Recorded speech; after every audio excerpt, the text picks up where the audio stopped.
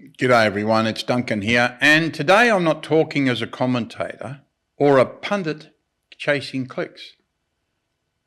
I'm talking as an Australian who remembers what this country used to be and is furious about what it's becoming. I grew up in Australia in the 1950s and 60s as a kid, and it was bloody wonderful.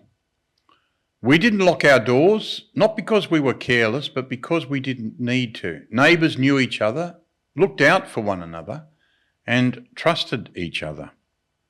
Kids rode bikes till dark, hitchhiked without fear, and there was an unspoken rule: you help people, you don't hurt them. There was decency, camaraderie, and a shared sense of we're all in this together. That Australia wasn't perfect, but it was safe, cohesive, and confident. And it's the Australia that attracted migrants who wanted to build, contribute, assimilate, and become Australian. That was the deal. Then over the years, I watched that deal get quietly torn up. My wife and I noticed it when raising our kids. Doors locked, then security screens, then alarms, then CCTV. Not paranoia, reality. Crime changed, violence changed. Disrespect changed. Fear changed. The Australia built on trust began losing its innocence. Today, families barricade themselves at home, shoppers are terrorised by youth gangs, carjackings are routine, home invasions are brazen, and whole suburbs feel lawless. This isn't normal, and it didn't happen by accident. Let me be clear. This is not about race, nor ordinary migrants, nor peaceful, law-abiding communities.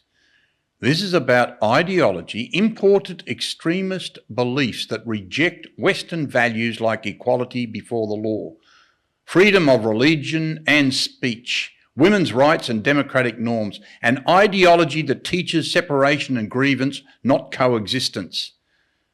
For decades, governments of both stripes waved it through because confronting it was too hard. Enforcing assimilation was called intolerant, and asking newcomers to respect Australian values was smeared as racist. So instead of integration, we got fragmentation. Instead of shared values, parallel societies. Instead of harmony, fear. Prime Minister Albanese, you don't get it. Tony Burke, you don't get it. And Penny Wong, you definitely don't get it. You talk cohesion while refusing to confront what's tearing it apart. And I'll say it again.